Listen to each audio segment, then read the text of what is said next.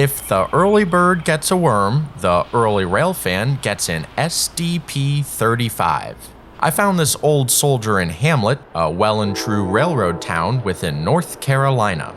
I was up early to see Amtrak's northbound Floridian pass the Seaboard engine, although surprised to find it covered upon my arrival. Locomotive number 1114 was being repainted in anticipation of NASCAR's return to the neighboring town of Rockingham, hoping to boost some subsequent interest and cash flow through Hamlet. It was a neat sight, even if I could only see the cab, as Amtrak train PO92 was soon to pull in for an on-time arrival to Hamlet.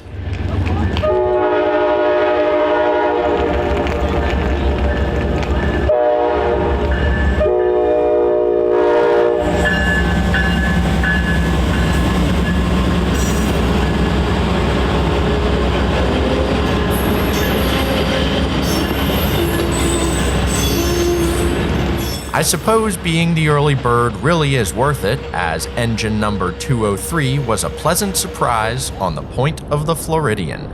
I knew Hamlet is a longer than usual stop for Amtrak and decided to try my luck at chasing the train, landing in Southern Pines about half an hour later. I made it, but only by 2 minutes.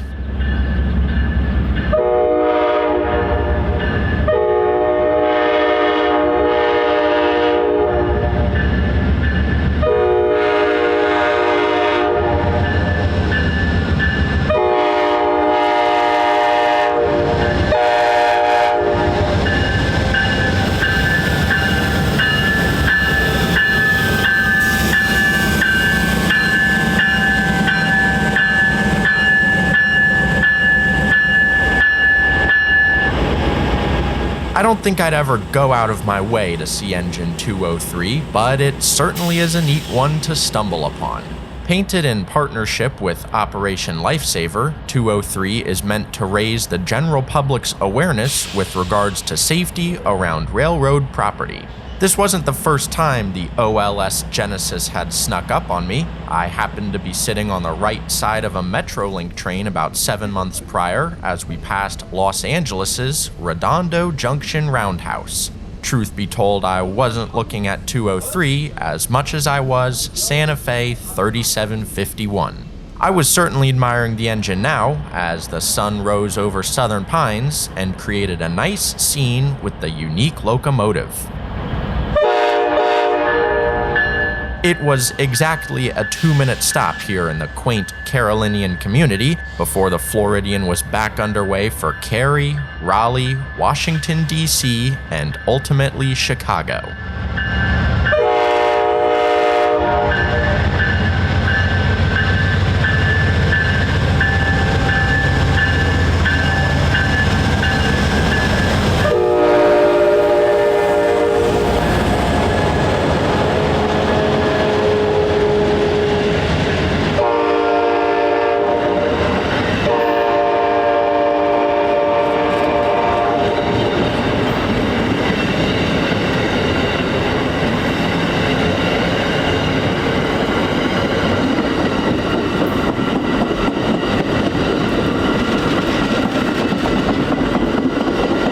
Once the Floridian had scurried north, I drifted back south into Aberdeen. The town has 2 namesake short lines, with the Aberdeen and Rockfish displaying their unused CF7, a nice find on this cool morning. It was indeed a beautiful day, but rather trainless for the next 6 hours. Driving west from town brought me upon some static engines of the Aberdeen, Carolina, and Western Railroad, but so far nothing seemed to be moving. The ACWR was today's objective, as I would scout the line with my friend Sam for the next few hours until we finally located the railroad's train on the outskirts of Charlotte. The crew occupied themselves for a few hours switching an inaccessible customer, so as the Railfan motto goes, the 2 of us hurried up and waited. Wait we did until our patience was eventually rewarded.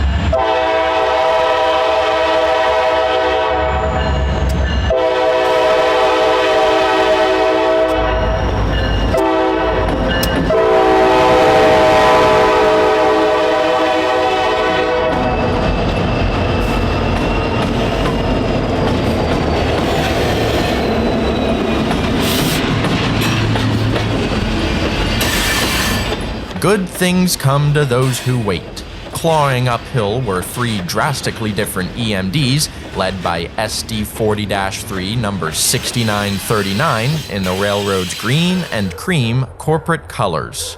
Trailing the standard cab are engines 5521 and 5558, two ex-Canadian National SD60F's delivered to the railroad in 2018 off the CN deadline.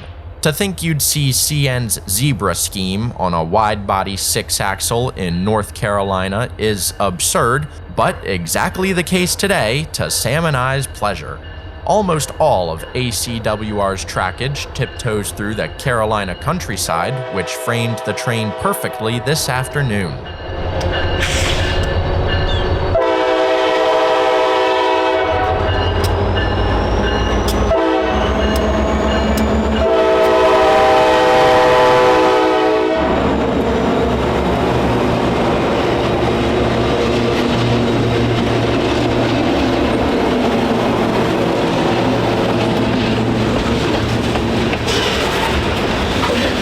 The Aberdeen, Carolina, and Western is an interestingly laid out railroad, bridging a gap between NS in Charlotte and CSX in Aberdeen.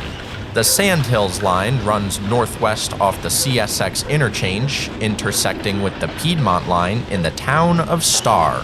Rostering 9 SD40s, the railroad may seem dutifully powered for its 140-mile system, but the Canadian engines are not without reason.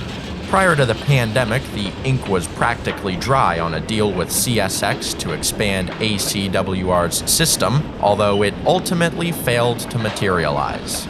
The short line had already purchased supplemental road power in the form of the SD60F's, which can now be found in circulation alongside their standard cab cousins.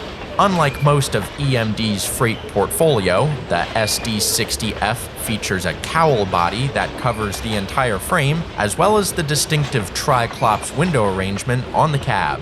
The cowl body was to shield crews from adverse Canadian weather while performing work on the engines, whereas the triple windows were relatively typical for Canadian EMDs prior to the turn of the century. Operationally speaking, the ACWR is an interesting railroad. They run 2 crews Monday through Saturday with only one on Sunday, although there isn't much rhyme or reason as to their assignments. There's usually a train on either side of the system, but as for its directional heading, cargo, or switch list, it's anybody's guess. The railroad has created ample business for themselves through a slew of infrastructure improvements, with one of the most successful being Midland's relatively new transload facility. The crew had spent some time switching here earlier in the day and was to grab the outbound tank cars now that their train was underway. We didn't know this to be the plan as Sam and I set up for another run-by, but the train's slow approach soon made their intentions evident.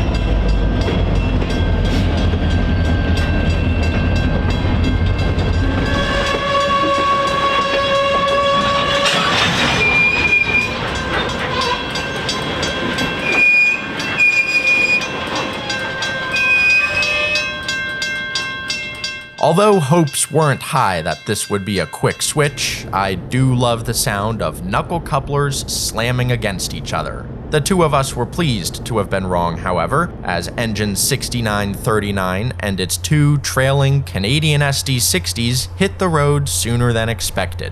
Continuing east for Pine Bluff Road, another rolling hill awaited the freight train as the three EMDs harmonized beautifully up the gradient.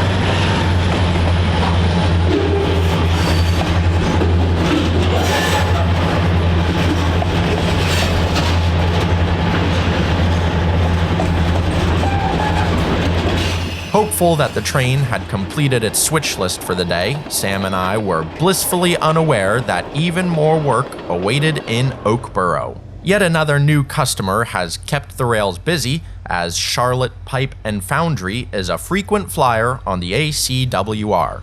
This would mean that Pine Bluff Road provided our last sighting for the day, but I was still pleased to have seen the Canadian Cowl units under such strain nonetheless. The ACW is one of North Carolina's more interesting short lines, with their attractive corporate paint scheme, Canadian Cowl units, and an incredible roster of old locomotives visible at their shops in Candor. The highlights are two E8s, one of which wears the fabled Iowa Pacific colors, while Engine 101 is still dressed in its Illinois Central livery. They've sat motionless for nearly 4 years, and I'm not sure what the plan is for them, although ACW's growing excursion outfit makes me hopeful for their activation. There's also an old Frisco steam locomotive tucked away in Candor, delivered less than a year prior, and anxiously awaiting some TLC. The Candor shops pretty much have it all, boasting a paint booth and resident shunter number 1457. As for the B unit, who knows? Save the steamer, the railroad is an all-EMD show, with the star being F9A number 271. It can regularly be seen powering excursions, but luck is a hard thing to come by on the AC&W. I pulled into Aberdeen one Friday evening to chase the dinner train, and upon seeing two SD40s bracketing the consist, promptly turned around and went home. It's not that the green and cream 6-axles are undesirable, but I was set on chasing the Bulldog and kind of wanted to be at the house regardless. As you've probably picked up on, railfanning the Aberdeen, Carolina, and Western is a highly unpredictable affair. Outgoing employees will park their train anywhere for the next crew, which climbs on board and performs whatever work the day calls for. Between numerous online customers, sparse radio traffic, and a relatively inaccessible mainline, finding the train is usually a chore. The east to west running Piedmont line is much harder to railfan than the Sandhills line, which follows State Road 211 for much of its length. After spending a Saturday in Spencer, I decided to give the Sandhills line a stab, and pure dumb luck had sent a train my way. I was planning to do a single passover and then continue for home, but that quickly changed as 3 EMDs lit up my rear view. I was ahead of the train outside West End, where an impressive grade awaited as the engines were easily heard before seen.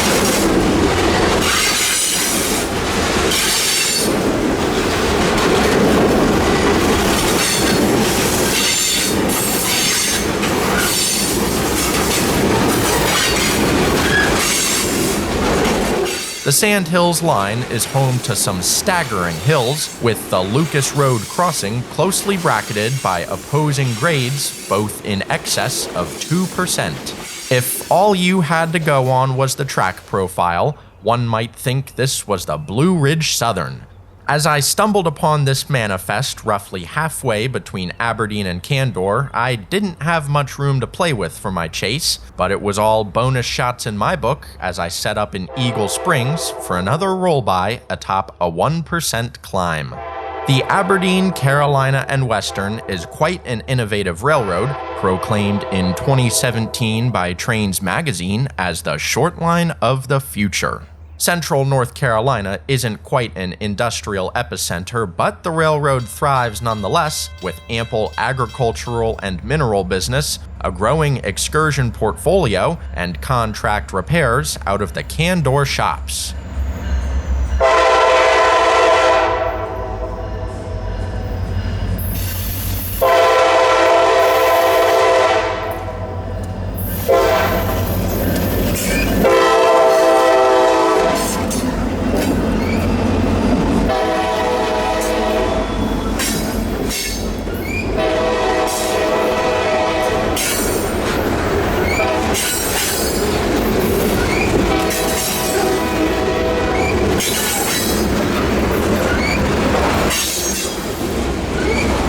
When the CSX deal fell through and ACWR was left with a surplus of engines, they quickly adapted, upgrading some SD40s and 60s for sale to Savage Industries. Word is that the same future awaits the remaining Cowl bodies, as it will certainly be bittersweet. The SD60s are a wonderful sight, but it's good to know the AC&W continues to garner business. I'm pleased to have seen the 3 operational Zebras between these 2 outings, as they are some of the Tar Heel State's most obscure locomotives.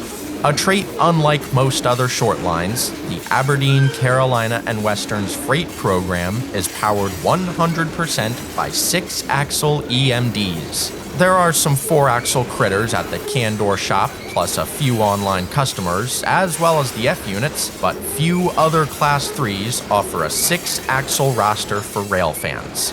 I was thrilled to have bumped into the Candor-bound train this afternoon, pulling off alongside the town's yard to end my short chase. The train followed me by only a few minutes.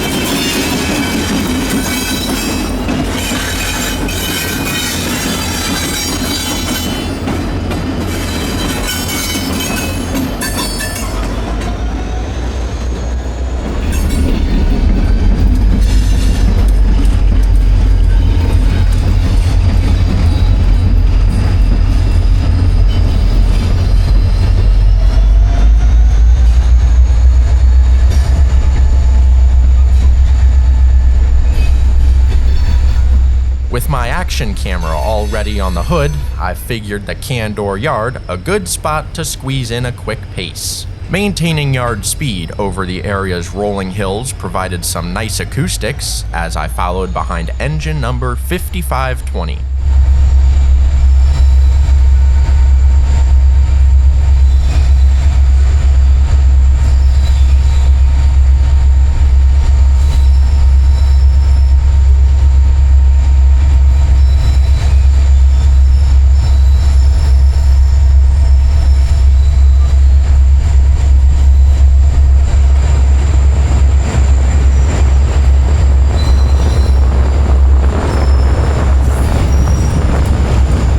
The yard in Candor sits adjacent to Purdue's feed mill, one of the largest customers on the AC&W.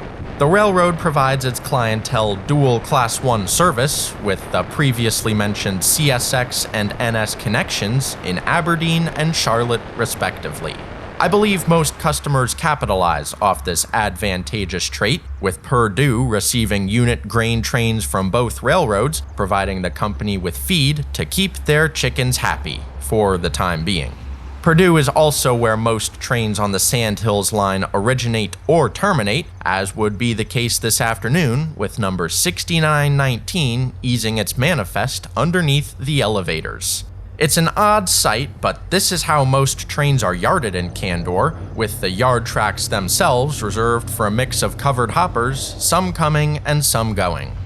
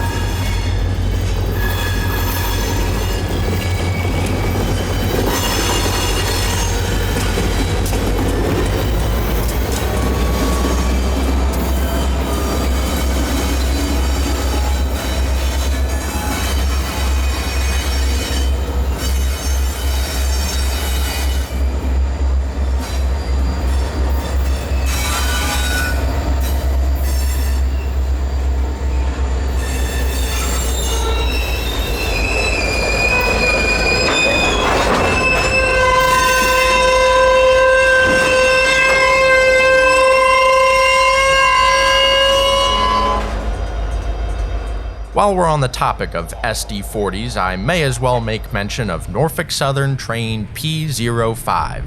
It's a daily local out of High Point for Ashboro, departing in the late afternoon for a trip along the rarely documented M line. With an affinity for Class 1 locals, I made a Sunday evening jog into town, pulling up on P05, reversing onto their consist within the town's small yard.